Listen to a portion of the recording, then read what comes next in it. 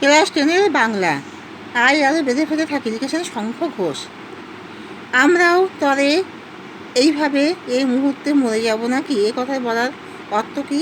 চারদিকে প্রতিকূলতা, হানাদারি, শত্রুর আক্রমণে গৃহহারা মানুষ চোখের সামনে ভবিষ্যৎ প্রজন্মের মৃত্যু দেখে নিজের বেঁচে থাকাতেও সংশয় প্রকাশ করে, হতাশাগ্রস্ত হয়ে পড়ে। আয় আরও বেঁধে বেঁধে থাকি বলার কারণ কি? বিশ্বব্যাপী প্রতিকূলতার মাঝে চারিদিকে হতাশা ছবি স্পষ্ট হলেও কবির বিশ্বাস, পারস্পরিক সাহচর্য, ঐক্যের জোরেই সমস্ত কিছু জয় করা সম্ভব। আমাদের ইতিহাস নেই কথা বলার কারণ কি? এই কবিতায় কবি সাধারণ মানুষের প্রতিনিধি, আর সাধারণ মানুষের কোনো ইতিহাস থাকে না। আমাদের চোখ মুখ ঢাকার কারণ কি? পৃথিবীর সমস্ত ইতিহাসই ক্ষমতাবান ইতিহাস, দুর্বল বিপন্ন মানুষের ইতিহাস কখনোই সভ্যতার দর্পণে প্রতিফলিত হয় না। প্রকৃত সত্য জেনেও সাধারণ মানুষ অন্ধ, আসল অবস্থা বুঝেও তারা বোবা।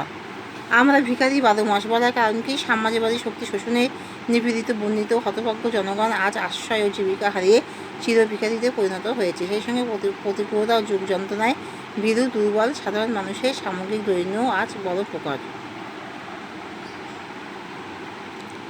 পারিপার্শ্বিক প্রতিকূলতা। পৃথিবী হয়তো বেঁচে আছে বা গেছে, পৃথিবী হয়তো গেছে মরে, এর অর্থ পারিপার্শ্বিক প্রতিকূলতার মাঝে পীড়িত ঘরহারাও ইতিহাসে ঠাঁই পায় না।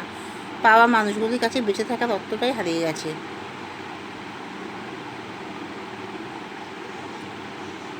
চারদিকে প্রতিকূলতা, হানাদারি, শত্রুর আক্রমণে গৃহহারা মানুষ চোখের সামনে ভবিষ্যৎ প্রজন্মের মৃত্যু দেখে নিজের বেঁচে থাকতে তাদের সংশয় প্রকাশ করে।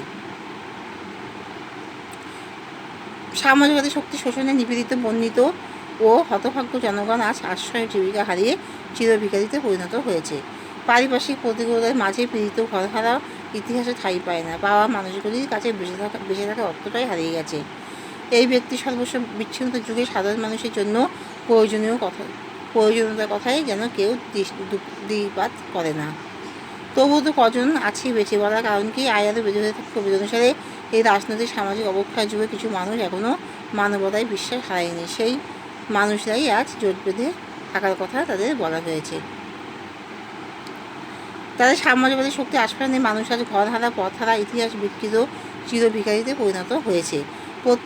তাই কবি এই ধ্বংসের মাঝে বিবেকবান ও শুভবুদ্ধি সম্পন্ন মানুষকে সংঘবদ্ধ করার উদ্দেশ্যে প্রশ্নচিত উক্তিটি করেছেন। আমাদের পথ নেই, আর এই কবির কথা বলার কারণ কি? আয় আরও বেঁধে বেঁধে থাকি কবিতায় কবি লক্ষ্য আজকের পৃথিবীতে সাধারণ মানুষের অসহায়তা, শাসকের আগ্রাসন, সাম্রাজ্যবাদ, মৌলবাদ সমাজ, রাজনৈতিক অবক্ষয়, হানাদারি, সত্য স্বেচ্ছাচারে মানুষের স্বাভাবিক বেঁচে থাকার অধিকারটুকুও এখন বিপন্ন। তাহলে এখানেই শেষ করলাম। তোমরা সবাই লাইক অ্যান্ড সাবস্ক্রাইবটা দিয়ে দিও।